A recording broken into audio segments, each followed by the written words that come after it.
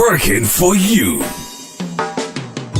A weekly talk radio program which highlights developments of national interest and the activities of your St. Kitts Nevis government. Join host Roy Williams as he presents news, views, reports, and interviews about everything regarding the activities of the Team Unity government and the building of our communities and the development of St. Kitts Nevis. Tune in and call in to interact with your government and share your views regarding the upward forward development of your community and our beautiful Twin Island Federation. Working for You is weekly, every Wednesday live from 1:30 p.m. to 3 p.m. on ZIZ Radio, Win FM, and Sugar City FM with rebroadcast on participating stations. Working for You. Good afternoon, and welcome to another edition of Working for You, the weekly radio show where the people of St. Kitts and Nevis can interact with their government.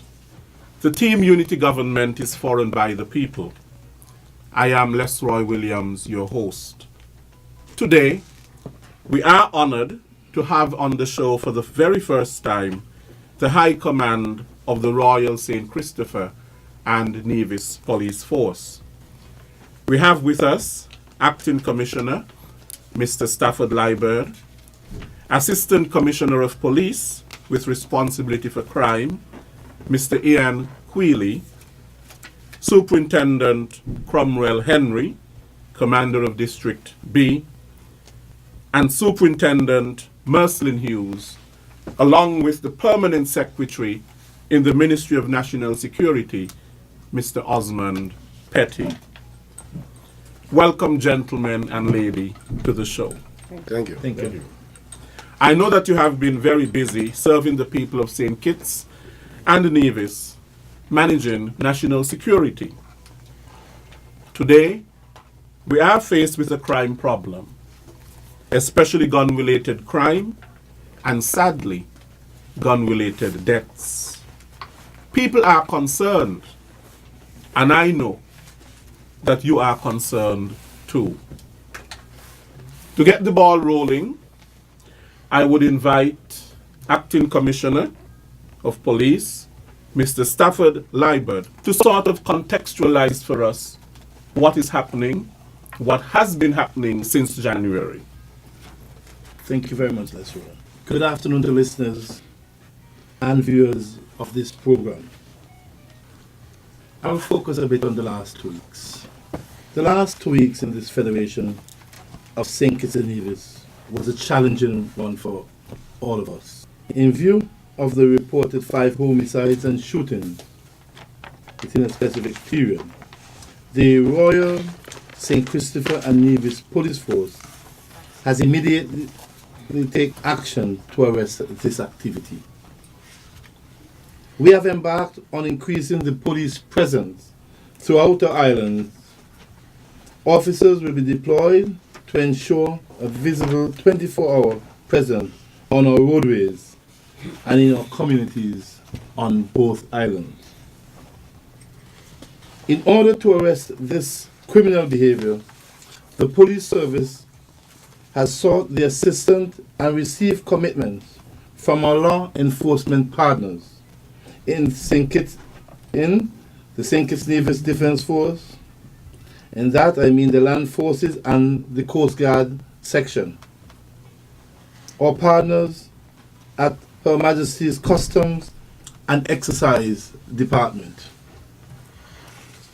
We have engaged our partners in the prison service as well.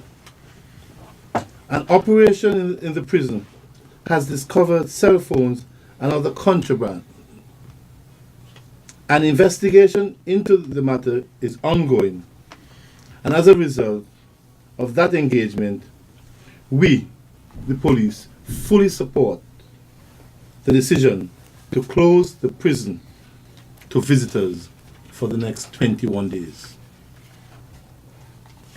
All continued efforts against crime and criminal behavior to ensure citizen safety in our communities and to our nation will demand the greatest effort and commitment from our officers.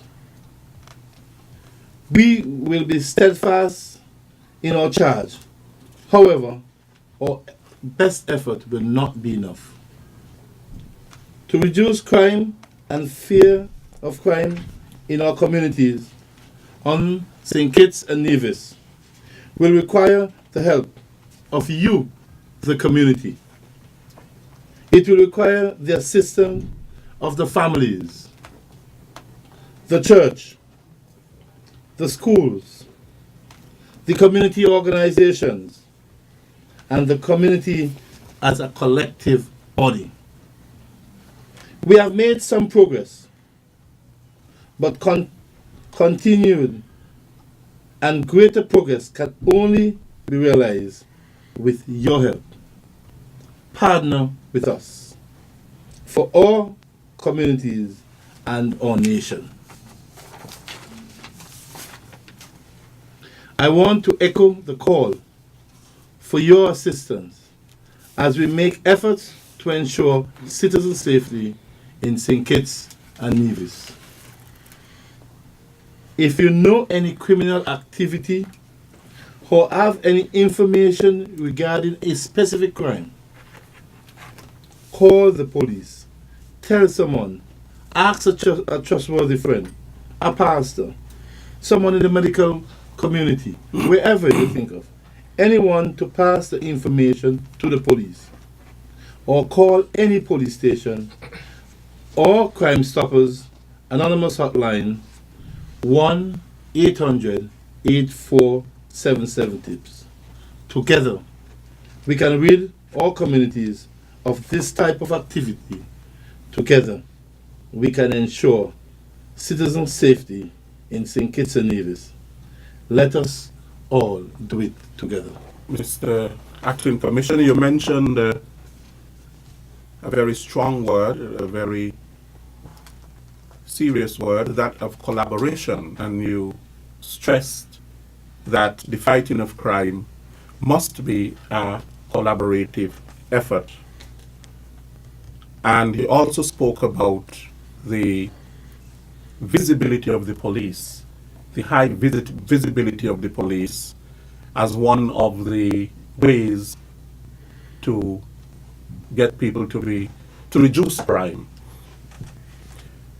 I would ask Mr. Quealy, who is responsible for crime, the Assistant Commissioner of Police, to speak a little bit to this collaborative effort that the police is engaging in, especially to it because all of us are citizens and we are concerned about our safety. Mr. Quealy. Thank you very much, Mr. Williams. And I would just like to join Commissioner in welcoming all to this program and an avenue for which the High Command of the Police can dialogue with you, members of the community. I want to further contextualize what the Commissioner started before I can go into the meat of the collaborative efforts that we have been attempting to get done. Now, to put things really into context and to let the nation know how serious a crisis, I would term it, that we are facing. Within the last quarter of 2015, there were a rather high number of shooting incidents and murders. We recorded 8 attempted murders and 5 murders in the last quarter. In January alone, January 1 to 31st, we have recorded 7 attempted murders and 6 murders. This is grave cause for concern. And I want the community on a whole to understand that this is not the sole job of the police. And although we are mandated by law, being the primary law enforcement agency, to take the lead, the support of all stakeholders within the community is required, and required now, if we are to certainly take back the streets. Now, Commissioner mentioned the collaboration or I would say improved and enhanced collaboration. He also mentioned the visibility.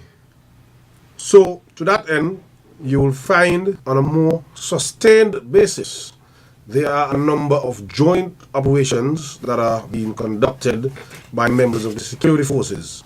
And as Commissioner mentioned, they are main partners in the law enforcement arena, being the St. Kitts Nevis Defense Force and the Customs and Excise Department, are teaming up to ensure that we maximize the resources that are available between these departments to sort of curtail the criminal activities that are happening.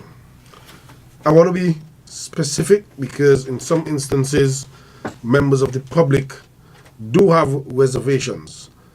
We ask you for your support. In many instances, your normal routine of life, traveling about, may be interrupted by constant searching and vehicular checkpoints, and that is because we are intending to seek out those criminal elements from wherever they are hiding. A decision was also taken by the High Command to restrict rest day leave so that, again, we would have more manpower available to carry out such operations. The High Command has also forwarded in writing to government some recommendations for legislative changes which we think can assist in the fight against crime, because we think stiffer penalty, like other countries. For example, in Barbados, if you're caught with a gun, prison is automatic. It is automatic. So we would want to hope that we can not only retrieve those guns, but we may be able to send a message. But it doesn't start there. The starting point is the protection of our borders, because our geographical location in and of itself lends very porous borders to us. And so our assets, though limited, have increased. We have seen the reintroduction to service of the Coast Guard Cutter Stalwart, which has given us some more coverage by sea. We've also seen that the Customs and Excise Department has stepped up their vigilance in terms of surveillance. And so all those are part of some of the initiatives that have been ongoing and being reintroduced so as to ensure that we reduce these incidents. A little later, you will see the reintroduction of our town hall meetings and other avenues of engagement that we plan to bring to the public. Again, basically reiterating the fact that this fight is not solely that of the public, of the police, but rather members of the public as well. We have sought also regional and international support. We have had discussions, for example, with the FBI, and we expected to have further engagement with them. We have had discussions with the regional security system, Central Liaison Office out of Barbados, who is responsible for coordinating regional responses to things like this. And so we should be getting some support from the RSS in terms of our crime fighting enhancement. Of course, there are some things we cannot say to the public because of national security interests, but we want the public to know that the police are making a very concerted effort to ensure that we put our best foot forward in all of this.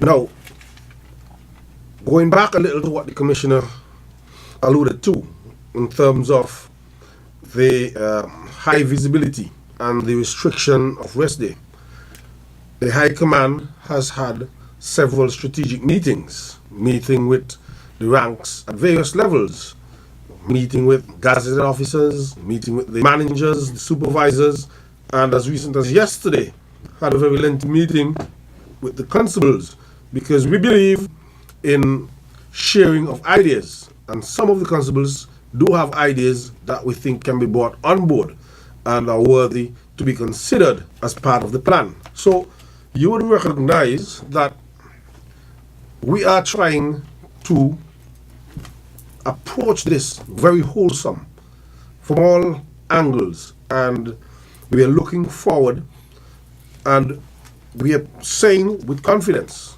that we can and we will make certain that this, our beloved country, return to a state of normalcy where we can have the confidence of the investors. We know that our country depends largely on the tourism product, which is our main foreign exchange earner, and financial services. And so that's why investor confidence is so critical, because when someone wants to invest in a country, one of the primary aspects they look for is safety and security. But what we also want the community as a whole to understand and to share with those criminals is that there is an economic downturn to all of this if we continue on the path that we are. And so we are appealing for the public's support in every aspect. Just like you said, if you see something, you must say something. You do not have to come to the police directly. There are other avenues. Commissioner mentioned Crime Stoppers. You are part of an organization. Your teachers that you confide in, your church, your pastor, whoever it is. Let us get the information that is necessary to put these criminals where they belong. And so I want to say to you in no uncertainty that we believe our collaborative efforts will bear fruits and we will return this country to normalcy. Thank you. Thank you, Mr. Quilly. Now, I know that the police has come up with several crime plans. People ask the question, however, will another plan really work? I know recently that the Cabinet of Ministers approved in principle the Police Strategic Plan 2016 to 2019. I will ask Mr. Petty if he can speak to what is new and innovative about this plan. Thank you, Mr. Williams. As you say, plans have been there before, and plans will continue. But the 2016-2019 strategic plan for the police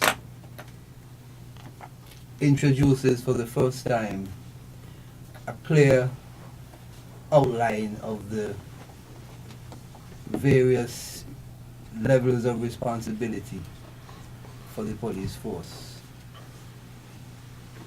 We have had assistant commissioners of police, and they would have had their job descriptions and so on. But prior to this point, accountability in the police force has been somewhat lacking. I want to say that many people continue to call for a commissioner of police, who of course has overall superintendence of the entire police force and is responsible for, to the Minister of National Security and the country, for the operations of the force and ensuring that the relevant police and other legislations are adhered to. But this plan places a high level of accountability on the different assistant commissioners and deputy commissioner. And we have introduced in this plan 4 directorates. The first one is referred to as the Service Improvement Directorate. And this directorate is going to be headed by the Deputy Commissioner of Police. and it brings together training, it brings together professional standards, the police public relations office, and human resource, the personnel department of the police force. And this department is going to be responsible for ensuring that police perform at a high standard wherever they're located. This department will ensure that police stations function as they should, that policemen are held accountable for their actions wherever they're located.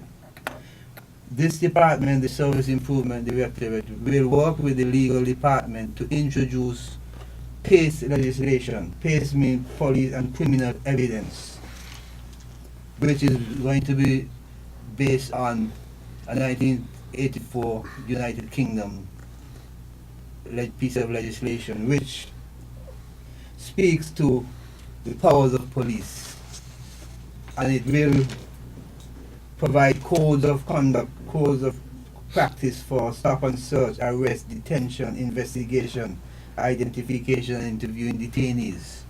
And so the conduct of the police force is going to be very high in the agenda of this department to make sure that we do not have some of the difficulties that we experience at this time. I also want to say that gang-related tasks, each department is going to be responsible for ensuring that tasks which are designed to reduce gang influence in our community will be part of each directorate, no matter what it is. They must have, as part of the action plan, some strategies to really reduce gangs, and this will be part of the evaluation. The second directorate is the Crime Directorate, which is of course headed by the Assistant Commissioner for Crime. And this is, the priority for this plan is going to be to reduce and detect all crimes, but particularly homicides and firearms. And what is new here is that the police is going to be introducing what is referred to as a major incident room. Whereas we have at this time, we have the CID who operate in isolation mostly, we have the violent crime unit and so on. The major incident room concept is we're going to have one supervisor who's going to bring together CID and VCU, forensics department, exception, all other sections of the force that have impact on a crime a few hours as soon as possible after a crime, and they are going to look at the evidence and see what is to be done. So it's no longer going to be CID by itself and VCU by itself. The new directorate on the crime is going to bring together all of these almost immediately after a crime is committed to strategize. And then of course we have the Operations Directorate.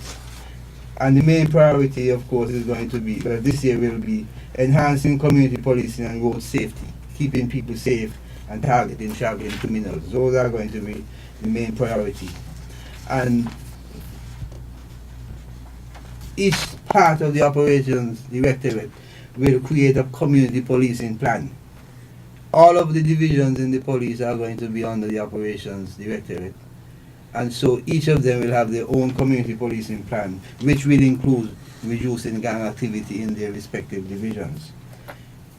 And finally, we are introducing for the first time a new directorate, a new concept called the Administration, Resources, Technology and Intelligence Directorate. This will also be led by an ACP. And this one is really responsible for what we call future-proofing the police. It brings together the intelligence, the strategic intelligence unit, the telecoms, information technology initiatives, CCTV and other initiatives, telecommunications, and also responsible for fleet maintenance. We have problems with our police cars. We are going to be able to track them, to know where they are, and to make sure that they are on the ball at all times. This directorate is critical to what we say future-proofing, in terms of looking ahead and making sure that the force has the resources that are needed to do its function going forward. I want to say that the plan will elaborate behaviors under each of these. It will outline certain actions, certain indicators, and we will indicate who owns the behavior. And so you may have something under the operations directorate, but the person responsible may be in crime. And so even though each directorate will be working individually, they will have a collective responsibility to the commissioner to work collaboratively to deal with the problems. Finally, at this time, I want to say that all of the activities are guided by what we refer to as criminal justice priorities. And these priorities guide a lot of the activities that have been done and have been, so that the Criminal Justice Strategic Board operates under these priorities. The directorates operate under these priorities. And so all of the actions are geared towards outlining, expanding, and implementing these priorities. So that wherever we are, and this goes also to the actions of the prison and the defense force, because they all are part of the national security portfolio. So that working with the police, working with the fire department, working with the prison, the customs and excise department, and so on, the criminal justice priorities are going to be met. The strategic plan that we are rolling out then is innovative. The 6-point plan, which we've heard so much about, is not going to be repeated in that we're not going to put the plan in there. We're going to spread the plan over the 4 directorates so that each directorate will take responsibility for some aspects of the 6-point plan. So the 6-point plan is a major reference document going through the entire strategic plan, so that it's no longer the same, the 6-point plan, but the operations directorate has these responsibilities, the crime directorate has these responsibilities in the 6-point plan. So the 6-point plan is just one of a number of measures going forward. We think that the plan is innovative, and we think that it looks critically at the needs of the police, but the major point is accountability. That we will hold all of the directorates and the head of those directorates accountable to the commissioner, who is accountable to the PS, who is accountable to the Prime Minister for getting these things done. Thank you, Mr. Petty. I know that ACP Quealy mentioned, with crime comes the economic toll on the country. And sometimes we seem to forget that this crime, the psychological, the emotional toll that it is really taking on families, friends, and so on within the society. When a homicide takes place, parents and friends, communities are left to grieve. And we emphasize that parents must also be more involved in their children's lives in providing guidance.